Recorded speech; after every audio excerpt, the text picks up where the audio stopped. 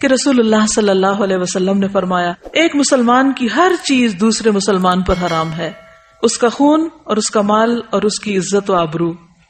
ایک اور جگہ پر آتا ہے کہ نبی صلی اللہ علیہ وسلم نے منا میں صحابہ سے مخاطب ہو کے فرمایا تم جانتے ہو یہ کون سا دن ہے؟ انہوں نے کہا اللہ اور اس کا رسول بہتر جانتے ہیں۔ کیا انہیں نہیں پتا تھا؟ لیکن صحابہ احترام میں ایسا کہہ رہے ہیں، تو آپ نے فرمایا یقیناً یہ حرمت والا دن ہے۔ پھر آپ صلی اللہ علیہ وسلم نے پوچھا کیا تم جانتے ہو یہ کون سا مہینہ ہے؟ انہوں نے کہا اللہ اور اس کا رسول بہتر جانتے ہیں۔ تو آپ نے فرمایا یہ حرمت والا مہینہ ہے۔ پھر آپ نے پوچھا تم جانتے ہو یہ کون سا شہر ہے؟ انہوں نے کہا اللہ اور اس کا رسول بہتر جانتے ہیں۔ تو آپ نے فرمایا یہ حرمت والا شہر ہے۔ پھر فرمایا بے شک اللہ نے تمہارے خون، تمہارے مال، تمہاری عزتیں آپس میں تمہارے لیے اسی طرح حرام کی ہیں جس طرح تمہارے اس دن، تمہارے اس مہینے اور تمہارے اس شہر کی حرمت ہے۔ تم اس دن کو محترم سمجھتے ہو، اس مہینے کو محترم سمجھتے ہو، اس جگہ کو محترم سمجھتے ہو، لیکن یاد رکھو مومن کا احترام اس سے بڑھ کے ہے۔ ان احادیث کی روشنی میں اور آپ اپنے دلوں کا جائزہ لیں، کیا واقعی ہم احترام کے اس معیار پر پورے اترتے؟ سوچئے، غور کیجئے، اپنے والدین کے احترام کو دیکھیے، اپنے خاندان کے بزرگوں کو دیکھیے، اپنے سے بڑے افراد کو دیکھیے عمر میں، اپنے ساتھیوں کو، اپنے خدمت گاروں کو، ان کا کتنا احترام ہے؟ کیونکہ انسان تو وہ بھی ہیں، کچھ معلوم نہیں قیامت کے دن ان کا درجہ کہیں بلند ہو اور آپ وہ نیچے بیٹھے ہوں۔ کیا واقعی دین کی یہ روح ہمارے اندر ہے؟ ہم مسلمان کہلانے کے لائق ہیں؟ حق رکھتے ہیں؟ دلوں کا جائزہ لیجئے۔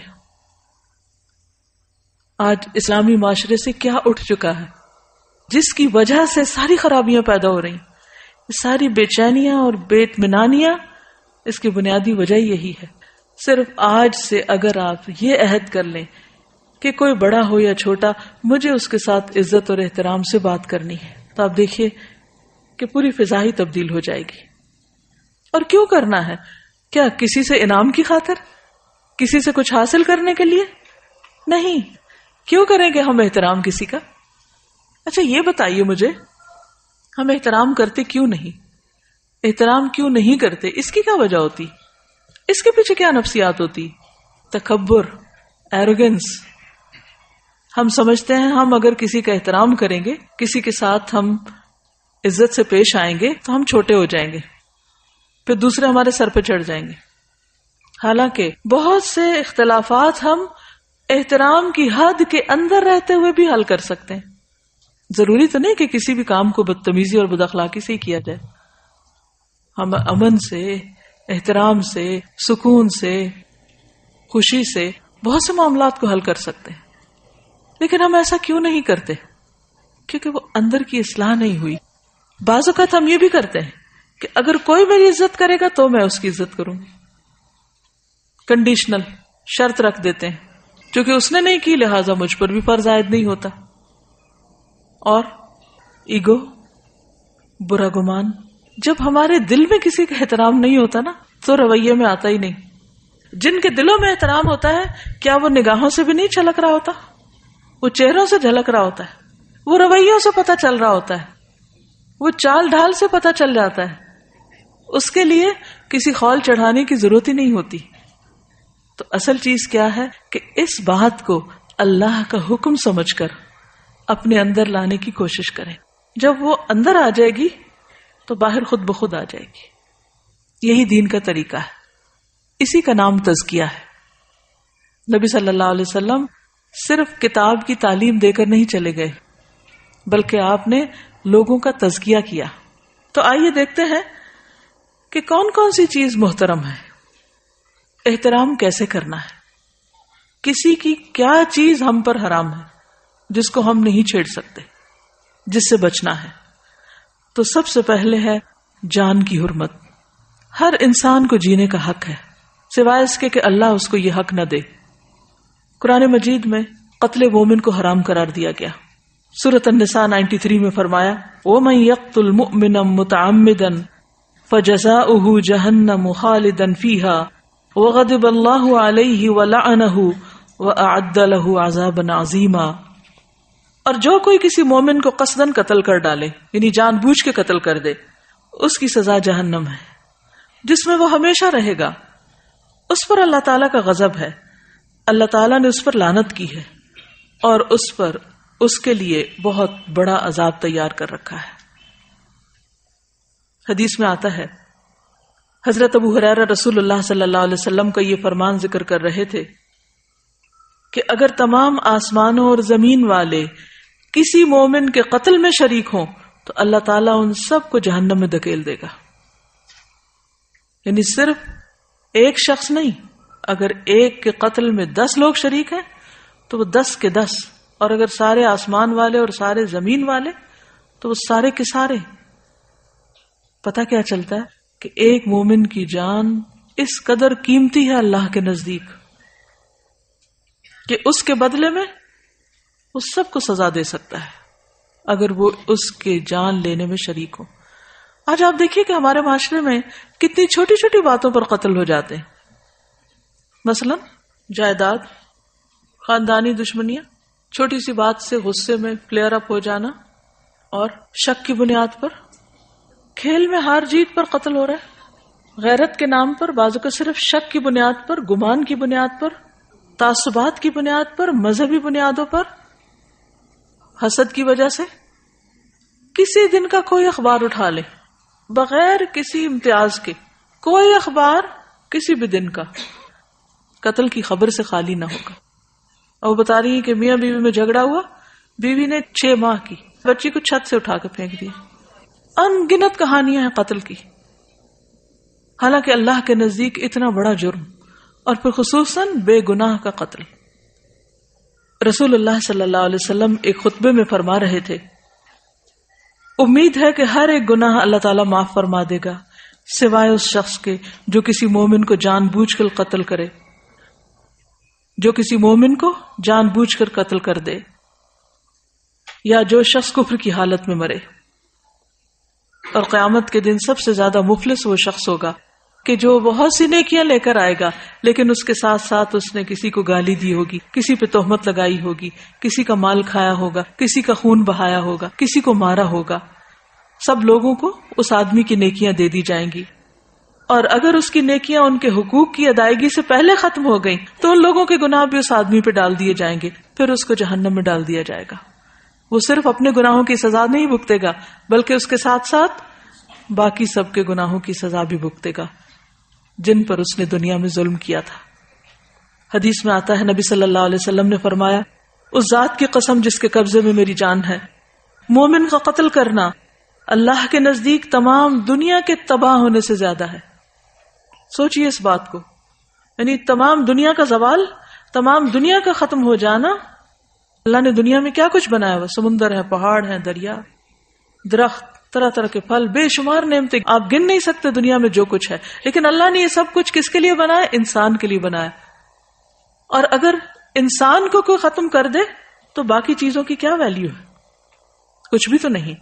لہذا پوری دنیا کا زوال ایک طرف اور مومن کا قتل ایک طرف, اتنا سنگین اور بڑا جرم. قتل کرنا تو جرم ہے ہی, مسلمان بھائی پر اسلحہ لہرانا بھی منع ہے.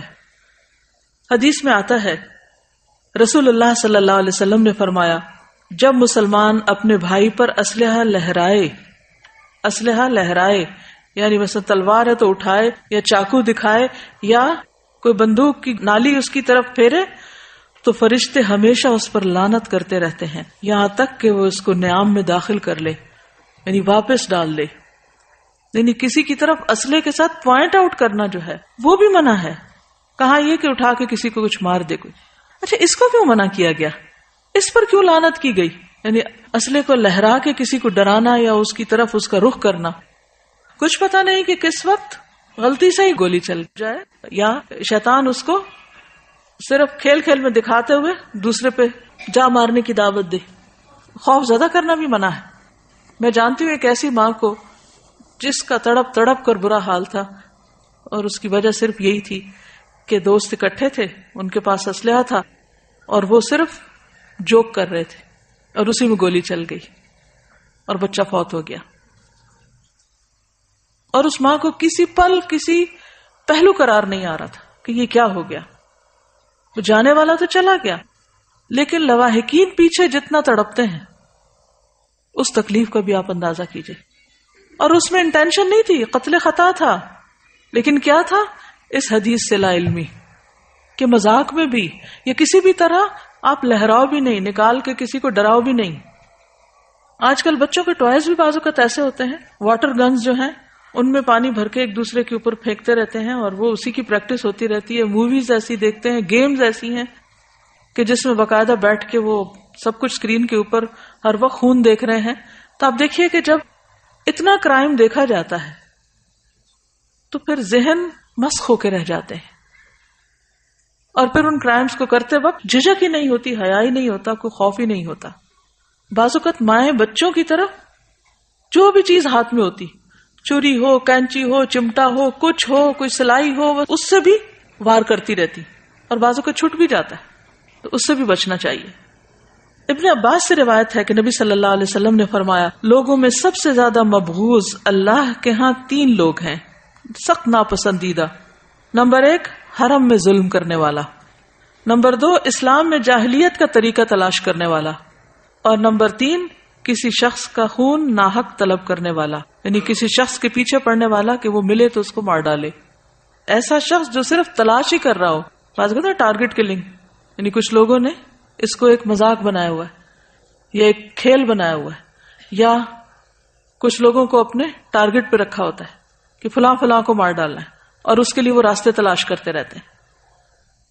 تو ایسا شخص بھی اللہ کا انتہائی ناپسندیدہ شخص ہے کہ جو کسی کو مارنے کے درپے ہو. بے جا خون جنت کے دروازے پر رکاوٹ بن جائے گا. جندب بن عبداللہ سے روایت ہے کہ رسول اللہ صلی اللہ علیہ وسلم نے فرمایا، اگر کسی میں یہ ہمت ہو کہ وہ اپنے اور جنت کے مابین مسلمان آدمی کے خون کی ایک لب بھی حائل نہ ہونے دے، جسے وہ مرغی کے ذبح کرنے کی طرح بے قیمت سمجھ کر بہا دے، تو وہ ایسا کرے، کیونکہ وہ جب بھی جنت کے کسی دروازے پر جائے گا تو اس خون کو اپنے اور جنت کے مابین بطور آڑ پائے گا. یعنی قتل تو قتل ہے، کسی کا خون بہانا، یعنی اس کو زخمی کر کے اس کا خون بہانا جو ہے، یہ بھی جنت اور اس کے بیچ میں رکاوٹ ڈال دے گا. تو جہاں سے بھی انٹر ہونا چاہے گا دروازہ بند ہو جائے گا، یا کوئی چیز بیچ میں آئے گی کہ وہ انٹر نہیں ہو سکے گا. آپ نے بازو کا دیکھا ہوگا نا، وہ کارڈ سوائپ کر کے آپ نکل جاتے ہیں، تو اگر کارڈ میں ذرا سی بھی کوئی خرابی آئے، اسکریچ آ جائے، تو آپ کارڈ سوائپ کرتے رہتے ہیں لیکن آپ کے لیے دروازہ نہیں کھلتا. آپ دوسری طرف سے انٹر ہونا چاہتے ہیں، تیسری اور ٹرین جا رہی ہوتی ہے اور آپ پریشان ہوتے ہیں کہ میں پیچھے رہ رہا ہوں. اس لیے کسی کے ساتھ کسی بھی قسم کی زیادتی حرام ہے. قتل حرام ہے، اسلحہ لہرانا باعث لعنت ہے، اور اسی طرح کسی کے قتل کے درپے ہونا اور اس چیز کو سوچنا یا کہنا، یہ بھی ناپسندیدہ ہے. آپ نے دیکھا ہوگا کہ بعض اوقات تکیہ کلام کے طور پر لوگ کہتے ہیں I'll kill you. سنا کبھی آپ نے؟ اس سے بھی بچیے، کیونکہ اگر آپ دن میں 10 دفعہ یہ کہہ رہے ہیں تو آپ کے اعمال نامے میں لکھا جا رہا ہے. اور بعض لفظ ہم جب بار بار بولتے ہیں تو کیا ہوتا ہے، لاشعور میں چلے جاتے ہیں، اور پھر بعض اوقات انسان اچانک ایسی کوئی غلطی کر بیٹھتا ہے کہ جس کا وہ سوچتا نہیں ہے، اس نے سوچا نہیں ہوتا، لیکن اسے وہ بھول چکا ہوتا ہے کہہ کے کہ میں یہ کہتا رہا ہوں. اب جتنی بار بھی اس نے ایسا کہا وہ سب اس کا